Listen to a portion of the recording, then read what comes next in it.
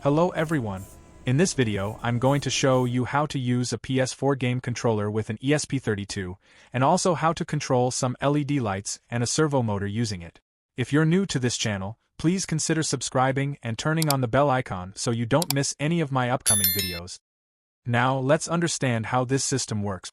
The PS4 controller connects to the ESP32 via Bluetooth.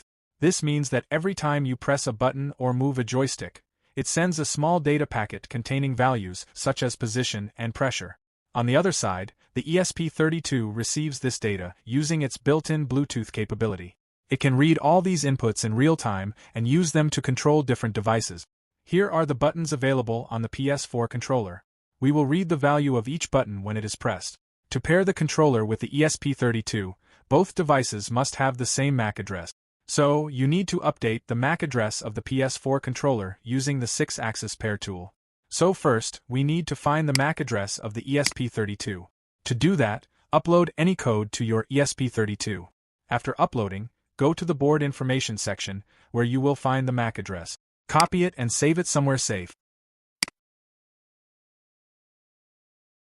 Next, we need to install a software called 6-axis pair tool to modify the MAC address of the PS4 controller.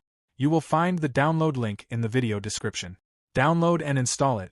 After installing the software, open it and connect your PS4 controller to your computer using a USB cable. You will see the current MAC address of the controller displayed there. Now, take the MAC address of your ESP32 that you saved earlier, paste it into the software, and click Update to change the controller's MAC address. Once the update is complete, the new MAC address will be shown there. Now, open the code that reads all the button values from the PS4 controller. First, install the PS4 controller library from the Arduino Library Manager.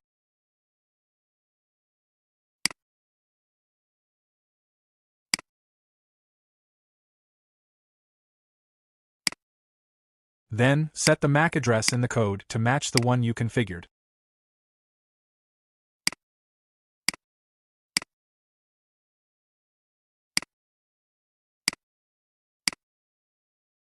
Inside the loop function, the ESP32 reads the PS4 controller inputs and displays them on the serial monitor.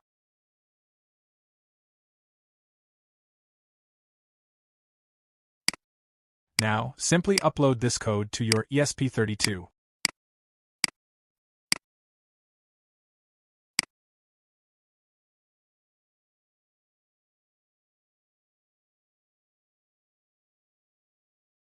After uploading, open the serial monitor to see the values of all the buttons. When you turn on the PS4 controller, it will automatically connect to the ESP32.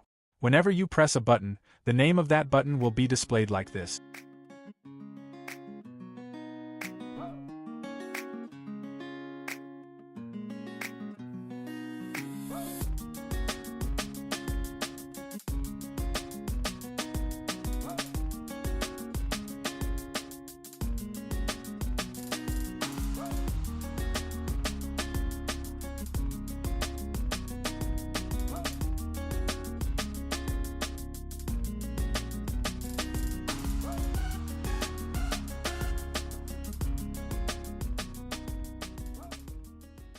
Now let's see how to use these values to control actual devices.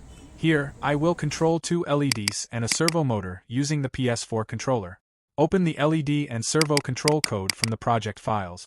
First, define the device names and assign the pin numbers. When the ESP32 receives data from the PS4 controller, it checks whether a specific button is pressed. If it is, the corresponding device will respond based on the code. We will also use the joystick values to control the position of the servo motor. After setting everything up, upload the code to the ESP32. Once the PS4 controller connects again, you will be able to control the devices like this.